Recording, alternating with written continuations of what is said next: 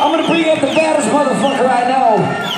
So everybody, scream as loud as you can for bad motherfucking Nikki fucking Sixx.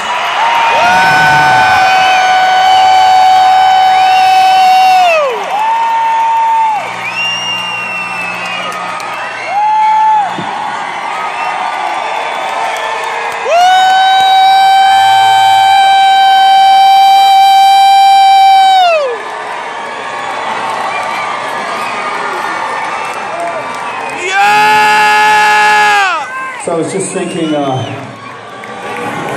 looks like we came from Hollywood, California to fucking Hollywood, Florida, huh? It's like a little intimate party together, just you guys and us. We usually play a little bit bigger places than this, but that gives me an opportunity to talk to you guys just face to face. If we can just do one thing, let's turn the lights up, at least a little bit so I can see you.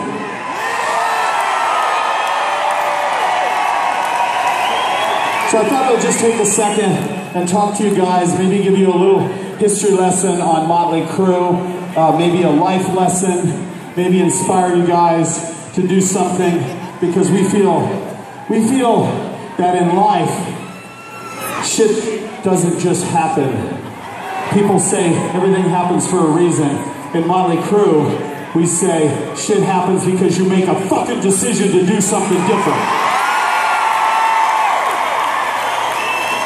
So I want to tell you about a few decisions, and that's exactly why you guys are here tonight, and why we're here tonight, because of this story I'm going to tell you. And it goes something like this. It was late 1980, early 1981, and I was a struggling musician in Los Angeles, California, and I came all the way to Los Angeles on a Greyhound fucking bus from Jerome, Idaho, population 4,000 fucking people.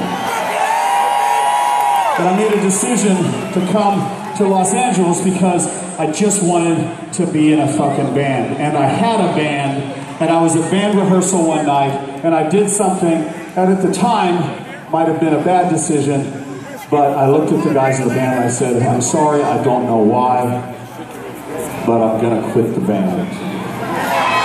And I was walking home. I didn't have a car. I didn't have a job. I didn't have any money. I had this fucking bass right here, and I had an idea. And here's what the idea was.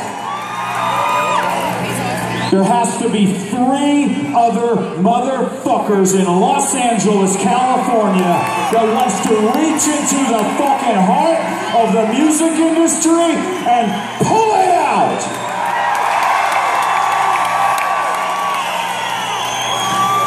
I didn't know where they were. I didn't know if I would ever find them. And on a Thursday night, for no apparent reason, I decided to hitch a ride to Hollywood, California, to a club called the Starwood. And I walked in, and if I stand here just like this, I feel like I was standing in that club. And I look up on the stage, and there he was. He was 17 years old. He was the skinniest motherfucker I ever seen. His fucking hair was stringy and he was pounding the shit out of the drums. You know who that is? That is and was Tommy Lincoln.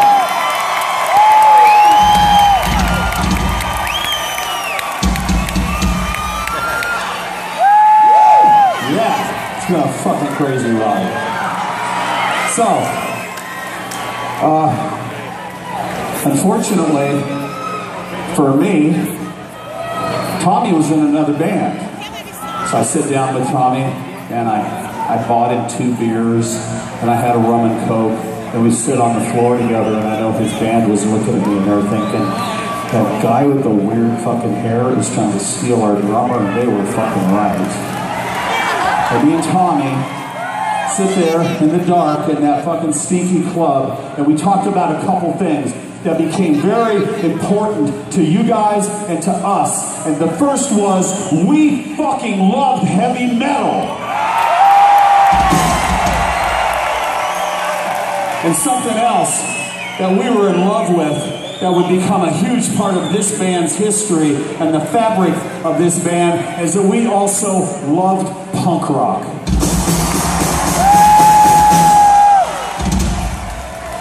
We also talked about how much we love bands that came out of the 70s, like Aerosmith, and Queen, and David Bowie, and Alice Cooper, and Black Sabbath. So you get the point. We had a fucking mission, and we set up in this girl's house where I was living, and it was just bass and drums. And we had these songs, Live Wire, Too Fast for Love, Public Enemy #1. You remember those? Starry Eyes, Take Me to the Top. Okay. I'm sure I forgot one or two. But the point is, me and Tommy decided to make a really important decision right there. And we decided to get in Tommy's van, and we decided to go to 7-Eleven to buy some fucking beer.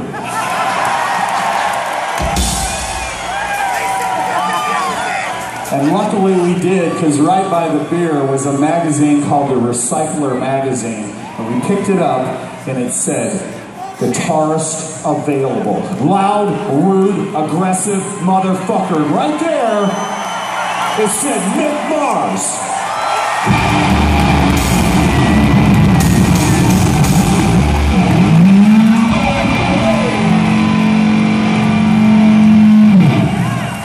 So we started playing these songs, and some magic was happening. You know, it was magic, and we were missing a very important element, and we didn't know where we were going to find him, and that was the lead singer. And one day, Tommy said, hey, I know this guy, except for he's in another band. And Mick Mars looked at us and said, let's go check him out, and if he's good, let's fucking steal his ass. So on a Tuesday night, we went back to the Starwood Club. The three of us walked through the same door that I walked through. Now we're a fucking gang. We walked through, and out walks the lead singer. White leather pants, white leather jacket, bleached white hair. He was leaning into the microphone singing some fucking Cheap Trick, and we looked at each other and we go, that's our fucking lead singer, and that's Vince fucking Neil.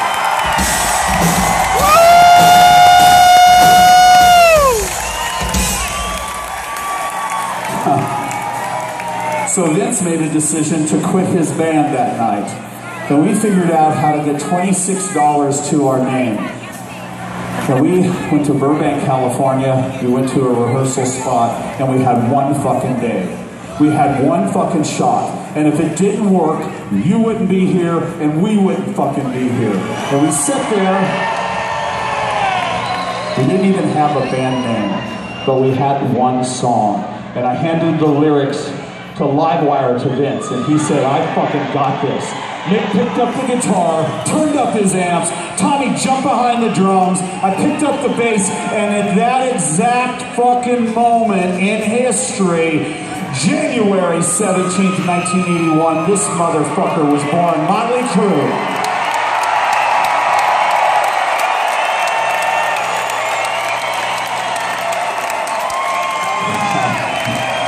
So, I guess if there's a lesson in all of this, I just want to tell you, if anybody questions your decisions, why don't you tell them to go fuck themselves and trust your instincts.